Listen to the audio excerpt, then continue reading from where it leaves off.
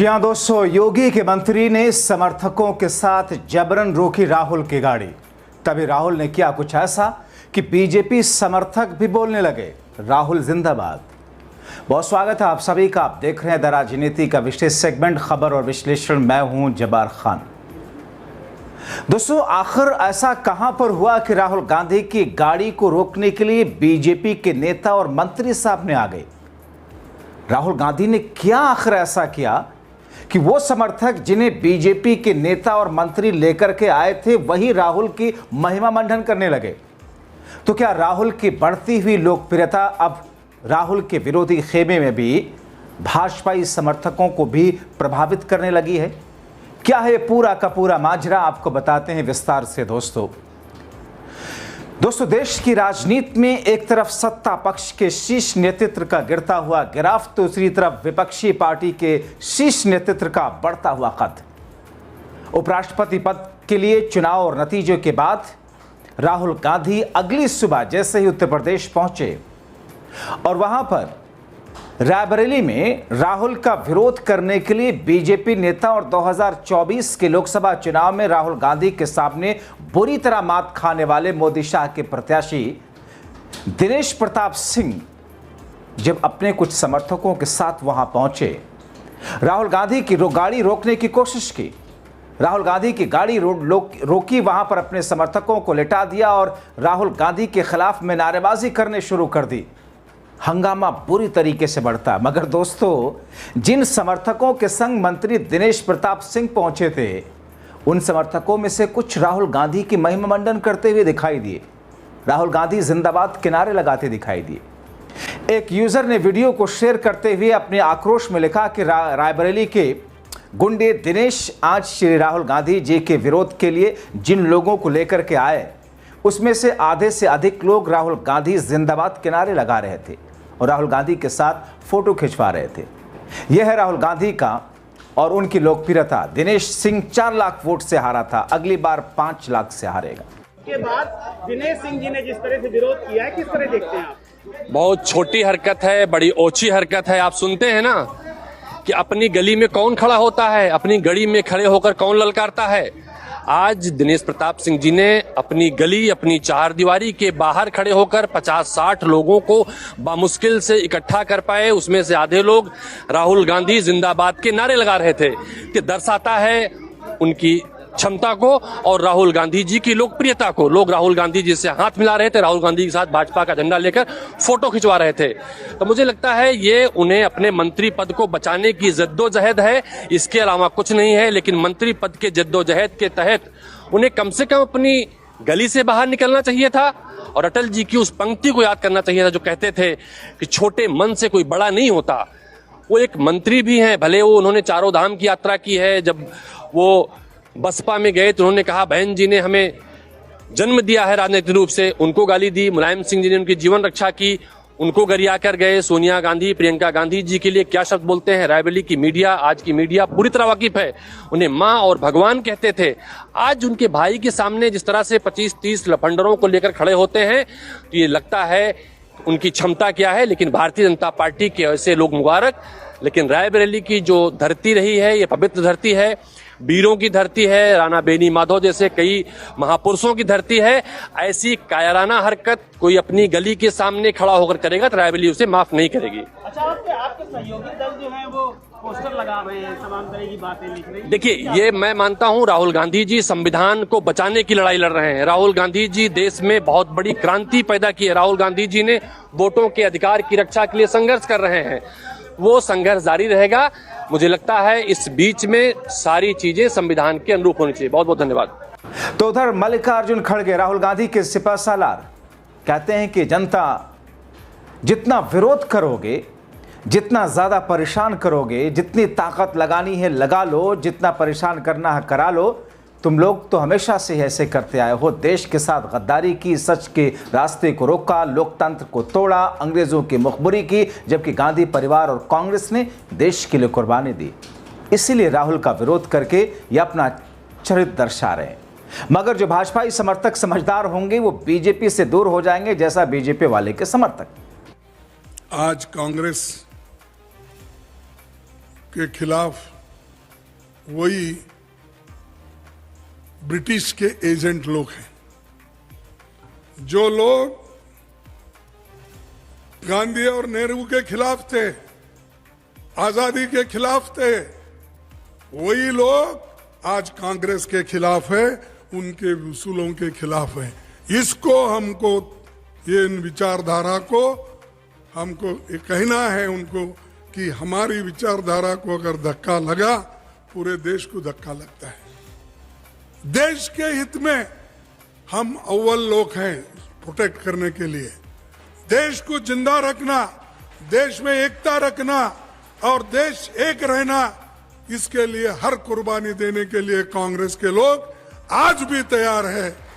और पहला जो हमने सैक्रिफाइस किया देश को आजादी की दिला, और ये गुलामी का काम करते थे, ये ब्रिटिशर के गुलाम थे, नौकरी के लिए उनके पीछे फिरते थे, आजादी के लिए इन्होंने लड़ा नहीं। हमारे लोग आजादी के लिए लड़े, फांसी पे चढ़े, लाठियां खाए, जेल में भर गए। इन्हों क्या करे भाई, क्या करे? अब मलाई खाते बैठे हैं, दोस्तों को खिला रहे हैं। दोस्तों, दरअसल राहुल गांधी ने 2024 के लोकसभा चुनाव में बीजेपी के दिनेश प्रताप सिंह को हराया था और ये मंत्री थे उत्तर प्रदेश की सरकार में। उनको राहुल के खिलाफ में उतारा था मोदी और शाह ने। जब बीजेपी को लगा कि उनकी स्मृति और उनके दिनेश, राहुल और तब जैसा कि अटकलें थी कि अमेठी से अमेठी और रायबरेली दोनों जगहों से राहुल और प्रियंका चुनाव लड़ेंगी और दोनों जगहों पर उनकी स्मृति और दिनेश प्रताप सिंह उन दोनों को हरा देंगे, गांधी खानदान का नाम धूमिल करेंगे। मगर सपनों पर अमेठी से किशोरीलाल, रायबरेली से खुद राहुल ने पानी फेर दिया था। अब जबकि देश में राहुल गांधी की आंधी जैसी स्थिति है, अब जबकि देश में राहुल चल रहा है, जैसा कि उपराष्ट्रपति चुनाव में भले इंडिया गठबंधन को हार मिली, मगर अपना 40% राहुल गांधी के नेतृत्व में इंडिया गठबंधन ने वोट बढ़ाया। जैसा कि कांग्रेस के जयराम रमेश ने वोटिंग खत्म होने के बाद में एक ट्वीट में लिखा कि उपराष्ट्रपति चुनाव के लिए मतदान समाप्त हो गया, विपक्ष एकजुट रहा, सभी 315 सांसद मतदान के लिए रहे, ये अभूतपूर्व 100% मतदान है, यानी कि 40% मतदान। एक और ट्वीट में उन्होंने इस बात का जिक्र किया था कि भले ही हमारे, लेकिन एक सम्मानजनक हार रही। 40% हमारा 22% वोट था, 26% वोट था 2022 के में जब जगदीप धनखड़ खड़े हुए थे, और 26% से बढ़कर के 40% हुआ।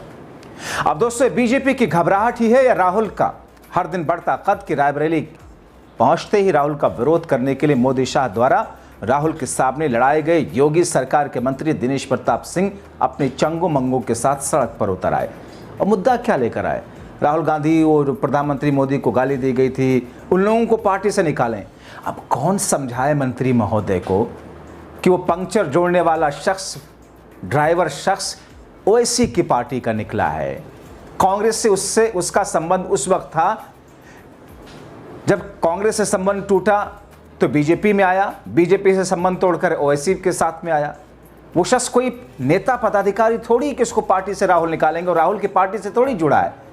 वहां की पुलिस कह चुकी थी। बहरहाल नैरेटिव फैलाना है, डॉगी और पालतू मीडिया के जरिए सत्ता पक्ष यही करता आया है।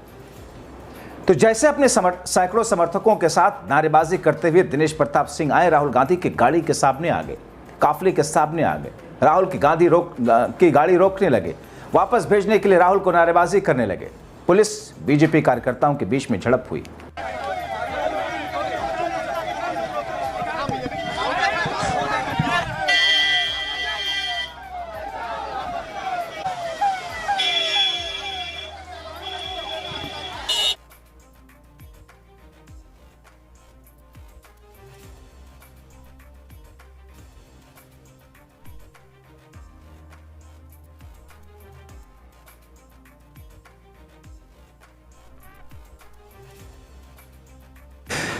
दोस्तों, प्रदर्शन की वजह से कुछ देर तक राहुल गांधी का काफिला रुका रहा, जिसके बाद राहुल गांधी फिर वहां से बचरामा कस्बा पहुंचे, जहां कांग्रेस कार्यकर्ताओं ने स्वागत सम्मान जैसा होता है किया। राहुल गांधी हरचंदपुर विधानसभा के लिए रवाना हुए। वहां बटेही रिसोर्ट में बूथ स्तर के पदाधिकारियों के साथ, कार्यकर्ताओं के साथ बैठक की।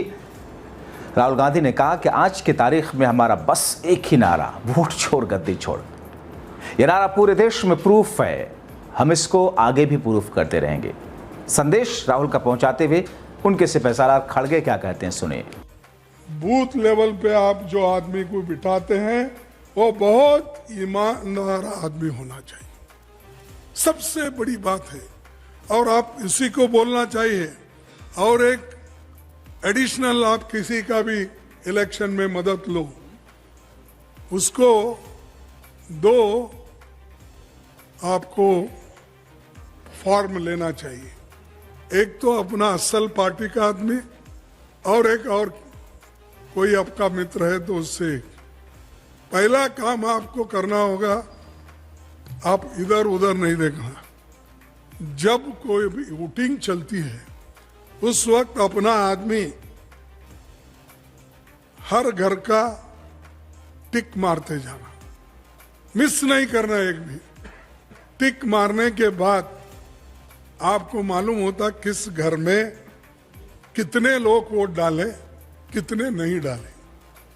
और उसमें यह भी मालूम होगा कि आपको किस एरिया से, किस गली के लोग आकर वोट डालें और वो कौन से कम्युनिटी के हैं या कौन से पार्टी के, उसी के ऊपर आपको मालूम होता आपका रिजल्ट। लेकिन हमारे लोग क्या करते, टिक नहीं करते, उधर इधर जाते हैं, अल्टरनेट बिठाते नहीं। ये मजबूती का काम है, ये करो। रायबरेली पहुंचने के बाद दोस्तों राहुल गांधी ने जिस अंदाज में, जिस तरीके से वहां के लोगों के साथ में बातचीत की, जिस तरीके से देश की 90% आबादी ओबीसी, दलित और आदिवासियों की है, राहुल कहते हैं, लेकिन बीजेपी आरएसएस वाले उन्हें कभी आगे बढ़ने नहीं देते। सत्ता पर काबिज रहने के लिए समुदाय को दबाते हैं। प्रजापति समाज जैसे ओबीसी समुदाय को उनका हक दिलाना हमारा संकल्प है। राहुल कहते हैं कि 1990 के दशक में कांग्रेस की कमियों का भी जिक्र किया राहुल ने और कहा, मैं झूठ नहीं बोलूंगा, उस समय कांग्रेस ने इन समुदाय के भरोसा खो दिया था, लेकिन अब हम एकजुट होकर बीजेपी आरएसएस को सत्ता से भगाएंगे। ओबीसी आरक्षण और जाति जनगणना का मुद्दा उठाते हुए राहुल कहते हैं कि बीजेपी सरकार ओबीसी को उनके अधिकारों से वंचित रखना चाहती ही है। सामाजिक न्याय की लड़ाई हमारी है, आगे जारी रहेगी। दोस्तों राहुल ने हाल में ही जिस तरीके से हाइड्रोजन बम वाली चेतावनी का जिक्र किया और कहा कि बिहार यात्रा के दौरान बच्चे भी फुसफुसा रहे थे, वोट छोड़ गद्दी छोड़। पीएम मोदी का चेहरा दिखाने में अब शर्म आएगी उनको जब सच्चाई सामने आएगी। राहुल ने अपील की, वोटर लिस्ट की जांच करें, लोकतंत्र की रक्षा करें, चुनाव आयोग से हल्फनामा मांगने का ड्रामा बंद हो। अनुराग ठाकुर जैसे लोग जब वही बात कहते हैं तो फिर शांति रहती है। दोस्तों जिस अंदाज में राहुल गांधी के सामने बीजेपी के बड़े नेता और मंत्री आकर के अपने समर्थकों के साथ घेराबंदी की कोशिश की, ये दिलचस्प था कि वही समर्थक में से कई लोग राहुल जिंदाबाद करने लगे। शायद ये राहुल का करिश्मा। आप क्या सोचते हैं, अपने राय कमेंट बॉक्स में जरूर लिखें। अभी के लिए इतना ही, बहुत शुक्रिया।